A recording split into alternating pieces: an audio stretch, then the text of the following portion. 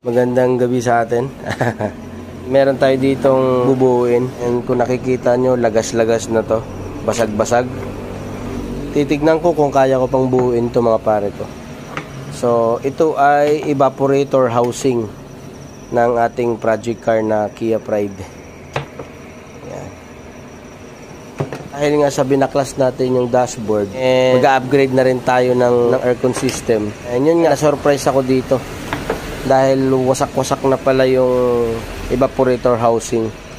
Nag-post na ako sa group, walang makapagbigay sa akin ng, or wala akong mabiling evaporator housing nito. So, nag-decide na akong buuin na lang siya ulit.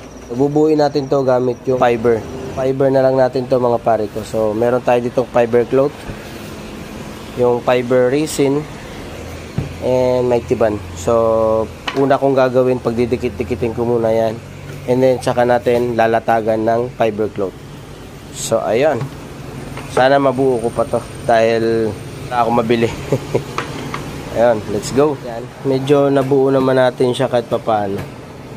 Yan, napagdugtong-dugtong ko. Kaya lang, syempre, minaitiban ko muna siya. Grabe. Mukhang makakaubos yata ako ng isang buong may tiban dito. Ayan. Asag din yan. Ito. So, gagawin ko lang muna dito. Tandaan nyo, pagka kayo nagpa-fiber, lalo kung i-DIY lang din naman. So, sukatin nyo muna yung mga tatapalan nyo bago kayo magtimpla. Kasi napakahirap maghabol pagka nakatimpla na kayo, tas doon pa kayo maggugupit ng fiber cloth. So, maganda, gupitin nyo na muna lahat. Gaya nitong ginawa ko. Ginupit ko na lang muna lahat bago ako magtitimpla. So, ito yung mga dinugtong ko na basag. Gagawin ko lang dyan, tatapalan ko to and lalagyan natin ng fiber resin sa kabilaan. Hindi ko kasi magagawa to agad ng biglaan. Kailangan mapatigas ko muna siya isa-isa and then kinabukasan. Bakit nga pala gabi ako gumagawa? Kasi ito lang yung free time ko mga pare ko. Iniunti-unti ko lang talaga. Baga sa isang gabi man lang meron tayong maidikit, meron tayong mai-fiber. Malaking bagay na yan. Tayo expert sa pagpa-fiber, disclaimer lang.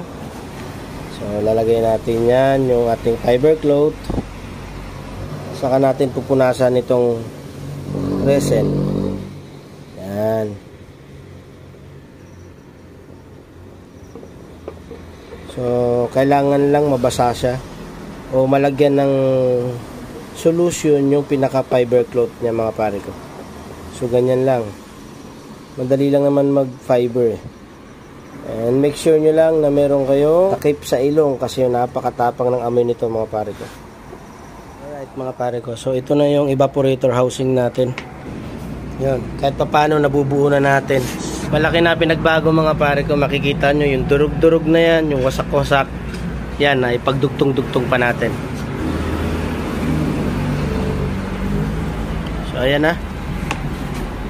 Yan, makikita nyo mga pare ko. Ayan. Alain nyo, nabuo ko pa to. So ito, basag-basag na kasi to. Actually, hindi na to bilog. Ayan, naibilog pa natin gamit yung fiber cloth. Ito rin, makikita nyo. Ayan. Basag-basag. Ayan. Marami ng parts na kulang pero nabuo pa rin yung fiber natin. Ayan. At least nabuo ko pa to. Magagamit na ulit.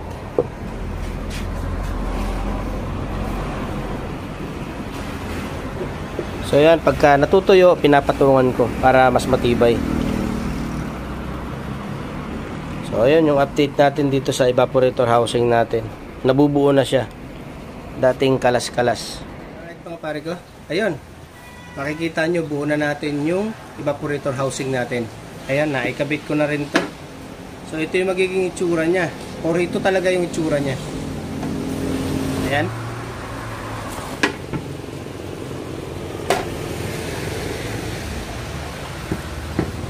Ayan, makikita nyo, nabilog pa natin to. So tanggalin natin. So hindi naman to kasama sa pagkaka-fiber. Ayan. So ito lang talaga yung binuo natin mga pare ko.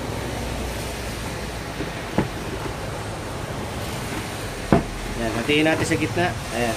Ayan, kung mapapansin nyo, Ito, wala na siya rito dahil natanggal na to, na-crack na or naghiwalay na. So ginawa na lang natin ng fiber na mismo.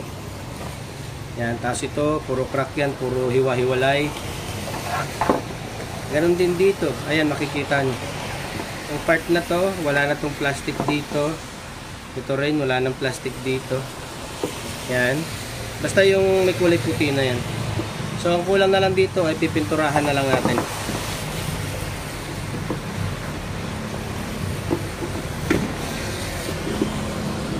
So ayan, bale yung itsura ng evaporator housing natin. Yan, naibalik natin to sa shape niya na bilog.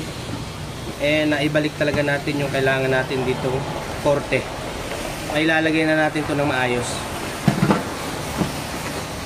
And dito naman sa loob yung mismong evaporator.